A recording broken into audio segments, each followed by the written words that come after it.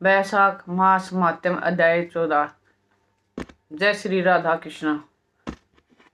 वैशाख मास इतना पवित्र महीना है। अगर इस महीने में गंगा का नाम लेकर भी स्नान किया जाए तो भी महाफल मिलता है। ऐसे ही मत छोड़ना। बहुत ही पावन और पवित्र महीना है। अधिक से अधिक पुण्य कमाने चाहिए।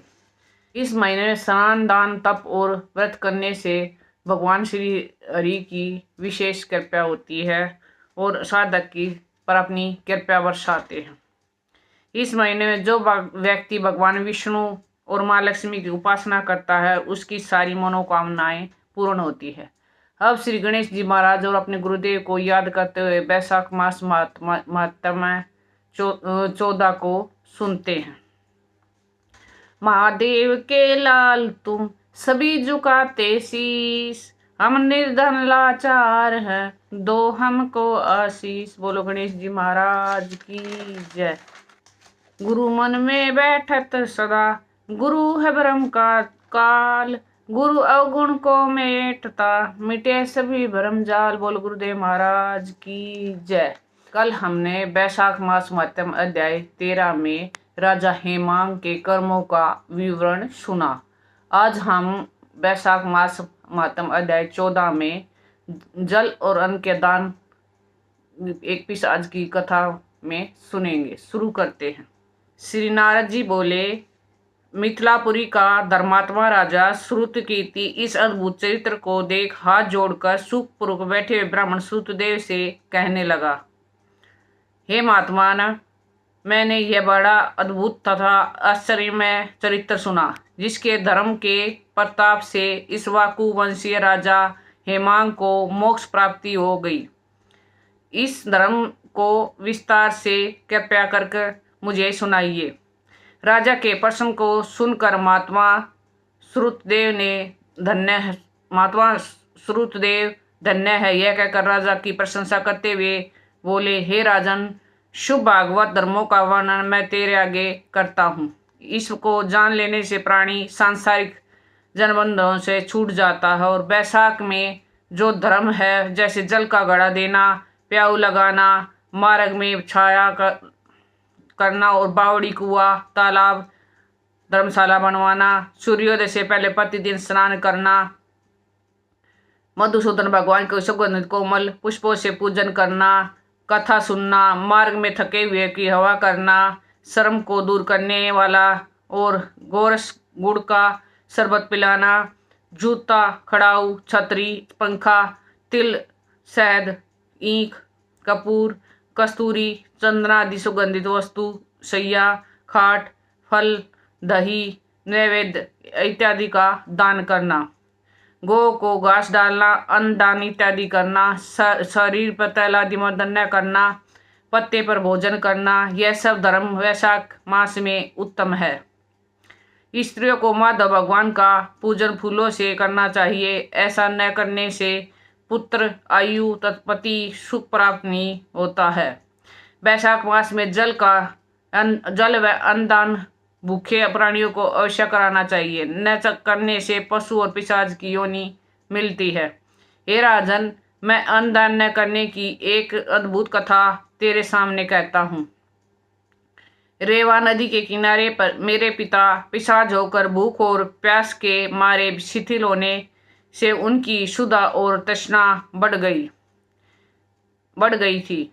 छाहीन सेवल के वृक्ष के पास अन्न न मिलने के कारण अपना ही मांस खाने से कंठ के बीच में मांस खड़ा हो गया था। कंठ नली का छिद्र सूक्ष्म हो जाने से पीड़ा के कारण प्राण जाने का भय था। कुआ, बावड़ी, शीतल जल को विष समझते थे। गंगा यात्रा के निमित्त जा रहा था। तब मार्ग में देवयोग से रेवा नदी के किनारे पर पहुंचा। वहां यह अद्भुत दृश्य देखा कि शालमली के वृक्ष की जड़ में एक पिशाच भूखा प्यासा चिल्लाता हुआ अपना मांस खा रहा था। वह पापी मुझे मारने के लिए दौड़ा, परंतु मेरे तेज के मारे निहित हो गया। मेरे हृदय में दया उत्पन्न हुई। तब मैंने उनसे कहा, डर मत, तू कौन है? जल्दी बता, तुझे कष्ट से अभी छुड़ा दूंगा। मेरे ऐसे कहने पर अपना पुत्र मुझे न जानकर वह कहने लगा कि पहले मैं अनर्थ देश में बुराख नगर में जन्मा था। मेरा नाम मैत्र था और संस्कृति गोत्र में उत्पन्न हुआ था। तब दान दक्षिणा और यज्ञ आदि से मेरी बड़ी निष्ठा थी। मैंने संपूर्ण विद्या पढ़ी और पढ़ाई संपूर्ण तीर्थों में स्नान किए।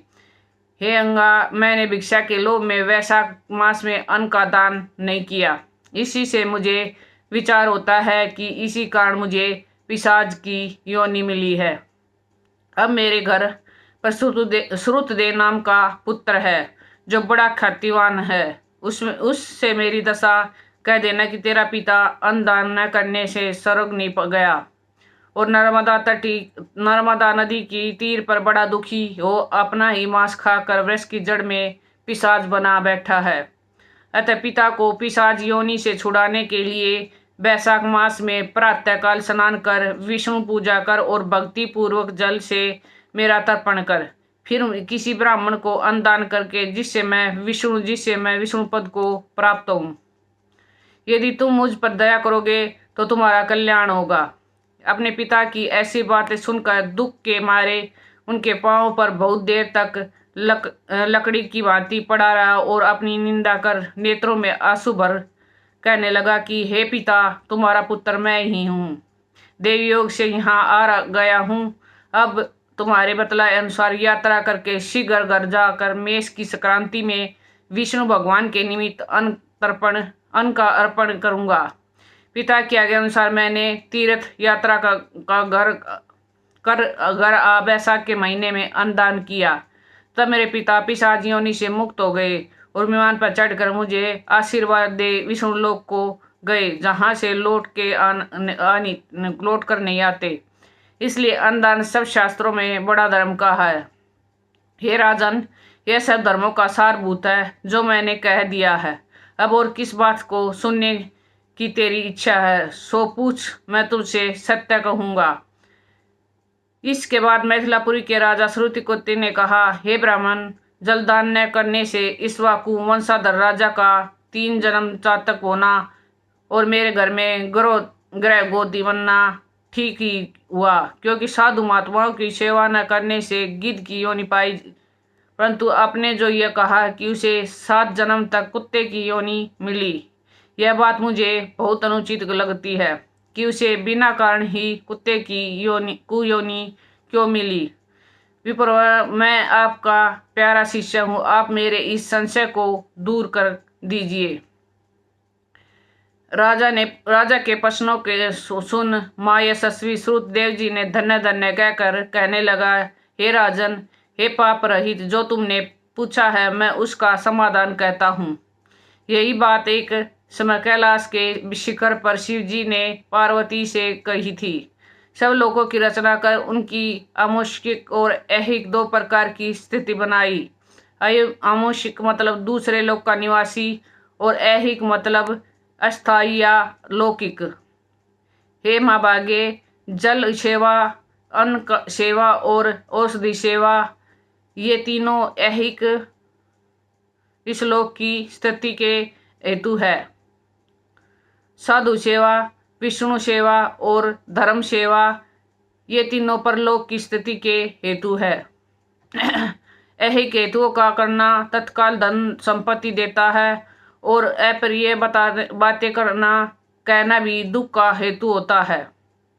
यह एक पुराना इतिहास वर्णन करते हुए मैं बताता हूँ, जो ऐसा पापनाशक और अद्भुत है जिसके सुनने से रोमांच हो जाते हैं। यज्ञ दीक्षा में उपगत दक्ष प्रजापति एक समय महादेव जी को बुलाने कैलाश पर गए।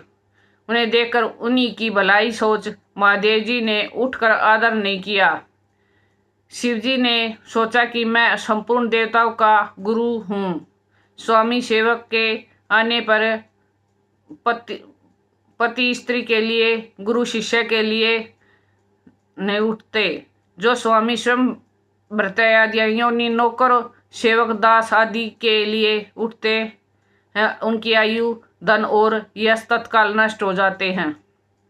इसलिए मुझे उठना उचित नहीं है। यह मेरा प्यारा ससुर है। ऐसा विचार कर दक्ष प्रजापति की भलाई सोच महादेव जी ने आसन से न उठे। तब उन महादेव जी द्वारा उठकर आदर न किए जाने के कारण दक्ष प्रजापति को बड़ा क्रोध आया और अनेक प्रकार से महादेव जी के आगे ही निंदा करने लगे कि ऐसा अहंकारी जिसका धन केवल एक बुढ़ा बैल है, कपाल की हड्डी धारण करते हुए है, शमशान में घर है और सर्पों के आभूषण धारण कर रखे हैं, संग में रात दिन भूत प्रेत पिशाच ऐसे ऐसे दुर्जन रहते हैं। दुरात्मा नारद के बताने से मैंने अपनी कन्या सती का विवाह उसके संग कर दिया। यह भी अलग धर्म वाली हो गई है, मैं इसे कभी नहीं सह सकता। मेरी पुत्री से भी मुझे कुछ प्रयोजन नहीं। ऐसे विमूढ़ता दक्ष ने सती को और शंकर को निमंत्रण नहीं दिया और अनेक प्रकार के कुवाक्य कह कर चले गए।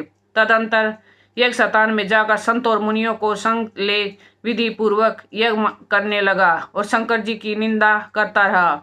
ब्रह्मा और विष्णु को छोड़ सिद्ध चारण गंधर्व यक्ष राक्षस और किन्नर आदि सब देवता यज्ञ में आए। तब सती की इच्छा अपने कुटुंबियों से मिलने तथा उत्सव देखने की हुई। स्त्रियां स्वभाव की चंचल होती हैं।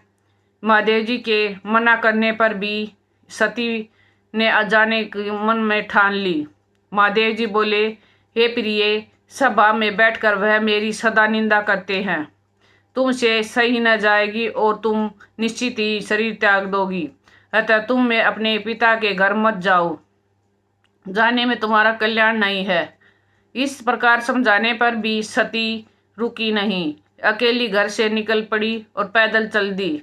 तब नंदी ने चुपचाप सती को अपनी पीठ पर बैठा लिया और महादेव जी के करोड़ों भूतागण पीछे चले। सती जी महलों में होती हुई किसी के न बोलने पर उदास हो महादेव जी की बात याद कर यज्ञ मंडप में गई। वहां पर भी दक्ष प्रजापति और सभा के सब लोगों को अपनी तरफ से देख किसी के न बोलने पर सती जी वहां खड़ी होकर रुद्र की आहुति तक पिता की चेष्टा देखती रही। जब दक्ष ने रुद्र को छोड़कर बाकी सब के लिए आहुति दी तो सती आंखों में आंसू भर दुखी हो कर बोली, बड़ों का अपमान करने से कल्याण नहीं होता है। तुमने रुद्र की आहुति नहीं दी है। जितने ऋषि मुनि महात्मा इकट्ठे हैं इन्होंने भी तुम्हारी दुष्ट बुद्धि दूर नहीं की। विधाता इनके भी विमुख ज्ञात होता है। सती की ऐसे बात कहने पर पूषा देवता मुख फाड़ हंसने लगा और दक्ष शिव की निंदा करने लगा। उनकी बात और पति निंदा सुनने का प्रायश्चित करने के लिए क्रोध से लाल हो शरीर त्याग करने का विचार कर सबके देखते देखते सती होम की अग्नि में गिर पड़ी। सती के गिरते ही हाहाकार मच गया। महादेव जी के गण भागकर शिव जी के पास पहुंचे और सब कथा कह सुनाई। शिव जी ने यह सुनते ही उठकर कालांतक के समान क्रोध से एक जटा उखाड़ पृथ्वी पर फेंक दी और जिससे बड़ा बलवान माँ का वह वीरभद्र उत्पन्न हुआ। उसके सहस्त्र भुजा थी और रूप यमराज के समान था। वह महादेव जी के सम्मुख हाथ जोड़ कहने लगा, क्या आज्ञा है। यह सुनकर रुद्र भगवान क्रोध करके अपने सम्मुख खड़े हुए वीरभद्र से बोले कि तुम बड़े बड़े बलवान भूतगणों को अपने साथ ले जाकर मेरे निंदक दक्ष का नाश कर दो, जिसके कारण मेरी प्रिया सती को शरीर त्यागना पड़ा। महादेव जी की आज्ञा पाकर वे सभी यज्ञशाला में पहुंचे और देवता असुर मनुष्य आदि सब के बड़े बड़े वीरों को मार गिराया। पूषा के दांत उखाड़ डाले तथा दुरात्मा भृगु की दाढ़ी मूछ उखाड़ डाली। जिसने जो जो अंग फड़काया था उसका वही अंग वीरभद्र ने उखाड़ फेंका और दक्ष के सिर की रक्षा भृगु के मंत्र बल से करने के कारण बड़े उद्योग करने पर भी सर न कटा। तब रुद्र ने क्षमा कर उस दुरात्मा का सिर काट कर अलग कर दिया और यज्ञ में जो आए थे उनका संहार कर डाला। गणों सहित कैलाश को चले गए। मरने में से जो बचे थे ब्रह्मा जी की शरण में गए। उनका संग ले ब्रह्मा जी कैलाश पर पहुँचे। महादेव जी का क्रोध शांत कर समझा बुझाकर उन्हें ले यज्ञशाला में गए और जो यज्ञ में मारे गए थे उन सब का जीवन दान कराया। सदाशिव ने दक्ष के धड़ पर बकरे का सिर रख दिया और उसी से उनकी प्रसन्नता के लिए बम बम बम किया जाता है। बकरे की ही दाढ़ी भृगु जी के मुख से पर लगा दी। पूछा के जहां तहां अंग लगाकर सबसे सिर जोड़ और सबका कल्याण कर दिया। दक्ष का यज्ञ पूरा कराकर देवता अपने अपने स्थानों को गए और शिवजी नैष्ठिक ब्रह्मचार्य व्रत धारण कर गंगा तट पर पुत्रांग वृक्ष के नीचे तप करने लगे। वैशाख मास महत्म अध्याय 14 संपूर्णम। अंत में मैं एक बात आपको बताती हूँ, ध्यान लगाकर सुनिए। 7 समुद्रों तक की पृथ्वी दान करने से जो फल मिलता है वही फल वैशाख मास के स्नान करने से मिल जाता है। वैशाख मास में अन्न दान को सर्वश्रेष्ठ माना गया है क्योंकि यह संसार अन्न के आधार पर ही जीवित रहता है। इसलिए हमें ज़्यादा से ज़्यादा इस महीने में पुण्य करने चाहिए। शास्त्रों में भी कहा गया है कलयुग केवल नाम आधारा। हमें ज़्यादा से ज़्यादा नाम जाप करके करना चाहिए। हर सांस के साथ हर पल हर समय हर भाव में नाम जाप करना चाहिए। हरे कृष्णा कृष्णा कृष्णा हरे हरे, हरे Ram Ram Ram Hare Hare. Please in video को ज़्यादा से ज़्यादा शेयर कीजिए, अपने शास्त्रों का ज़्यादा से ज़्यादा प्रचार कीजिए। ये भी एक सेवा है। हमारी वीडियो को सब्सक्राइब और लाइक कीजिए। राधे राधे।